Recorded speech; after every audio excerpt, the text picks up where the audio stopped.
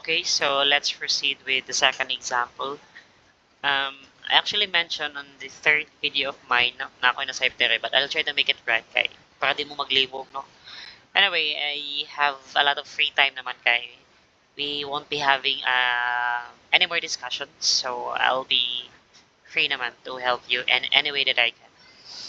Alright, so we have here the second example of graduated commission because I know once is never enough but twice will do. But sa klase na siya, sa example sa klase, dili sa any example like love life, di na pwede ang twice. Once na siya. But there is atong klase, we know that one example will never be enough ang yun. And I know that well. I know that very well. So we have here, Lisa works as a clothing sales agent. Her company pays her a graduated commission based on the following structure. So the first one is we have 5% commission on the first 30,000, no? Ang unang 30,000 nga halin, 5% yung commission. Then second is 7% commission on the next 40,000.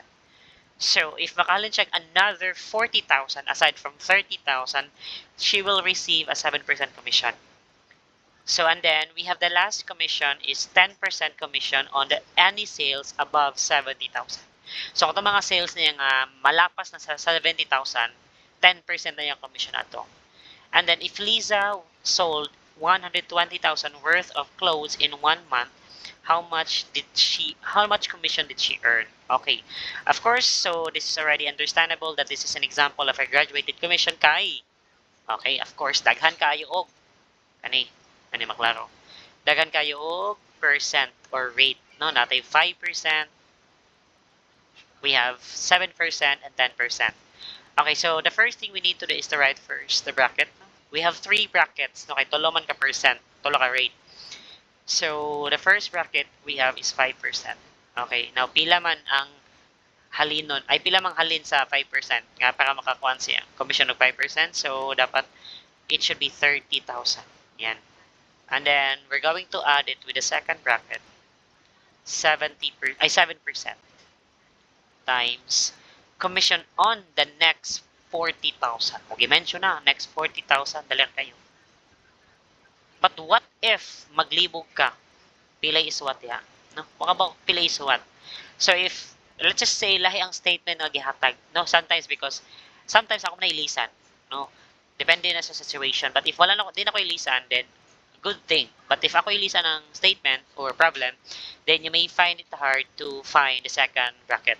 So if you're going to find the 40,000 second bracket, the best way to do that is to subtract the third bracket with the first one. So 70,000 minus 30,000, that will be 40,000. So ganan lang pagkuha sa second bracket.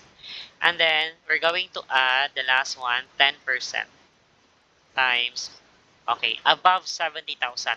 But do we know kung pila gi above sa 70,000? Pila man?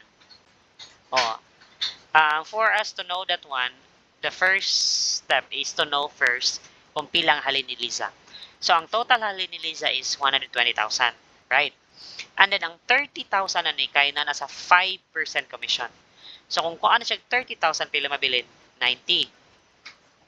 Yan. And then ang 40,000 pag yun ani kay na sa 7% commission. So kung kuan ta ni 40,000, may mo na lang siyang 50,000.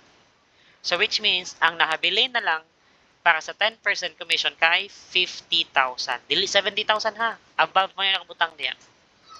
So this is 50,000. And then you may use a calculator to solve this one. No? 5% of 30,000, I think this is 1,500 if not mistaken, plus 7% of 40,000, that would be 2,800, plus 10% of 50K or 50,000, that would be 5,000. Then if we're going to add a 3, do not forget the peso sign, then we will be having an answer of 9,300. So this is how we do it. Very easy lang. Thank you.